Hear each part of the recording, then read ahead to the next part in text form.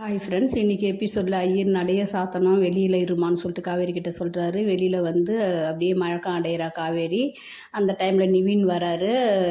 சமயத்துக்கு ஒருத்தவங்க தோல் கொடுக்க வேணுன்ற போல் நிவின் வந்தது ஓகே தான். அங்கே வந்து தண்ணி குடிக்கிறிய காவேரி, என்ன உடம்பு சரியில்லையான்னு கூட்டிகின்னு போயிட்டு உட்கார வைக்கிறாரு. அழறா. ஏன் அழற, ஏதாவது பிரச்சனையா? இல்லை இல்லை, நல்ல விஷயந்தான். நான் விஜய் கிட்ட தான் முதல்ல சொல்லணும்னு வந்தேன், ஆனால் விஜய் கோவிலுக்கு வரல, அவரை பார்க்க தான் வந்தேன்னு சொல்லிட்டு சொல்கிறா. உடனே நிவின் புரிஞ்சிக்கிறான், தலையாட்டுறான். அவளும் தலையாட்டுறா. கங்கராஜ் பண்ணுறாரு.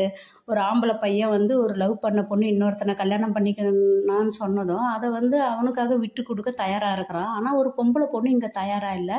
வெண்ணிலா வந்த விஜயும் சொல்கிறாரு, எவ்வளோ விஷயங்கள் சொல்கிறாரு. நாங்கள் சூழ்நிலை காரணமாக கல்யாணம் பண்ணிக்கணும், ஆனால் காவேரி தான் என் பொண்டாட்டின்னு. ஆனால் வெண்ணிலா ஏற்றுக்க மாட்டேன்னு மாத்திரை சாப்பிட்றா. இதுதான் வந்து ஆம்பளை பசங்களுக்கும் பொம்பளை பசங்களுக்கும். ஆம்பளை பசங்க எதையும் விட்டு கொடுக்குற மனப்பான்மையில் தான் வளர்கிறாங்க. ஆனால் பொம்பளை பசங்க அப்படி கிடையாது.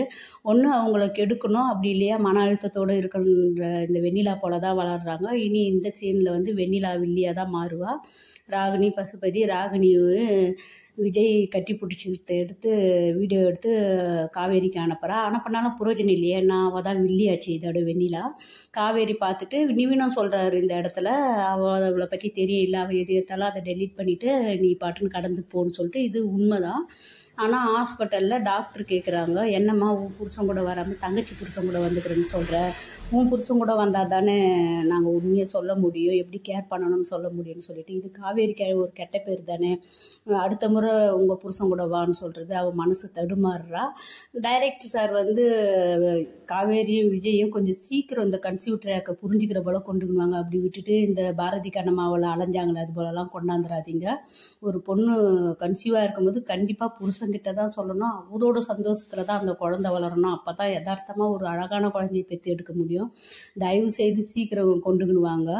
அப்படி இல்லாமல் நாளைக்கு இப்போ யமுனா பார்த்துட்டா நிவின் காரில் ஏற்றிக்கின்னு வர்றத காவேரியை. நாளைக்கு ஒரு ஆட்டம் ஆட போகிறாங்க. ஏற்கனவே கான்ட்ராக்ட் விஷயம் நிவின் மூலிமா தான் தெரிஞ்சுது. அதே போல் இந்த கன்சீவாக இருக்கிற விஷயமும் எல்லாருக்கும் யமுனா டார்ச்சரில் சொல்லிவிடுவாரோ என்னவோ தெரியல. நம்ம எபிசோடை பார்த்து தெரிஞ்சுக்கலாம். இங்கே வெண்ணிலாவை விஜய் கூட்டிகின்னு வராரு. இங்கே ஹாஸ்பிட்டலில் காவேரி நிவின் இருக்கிறாங்க.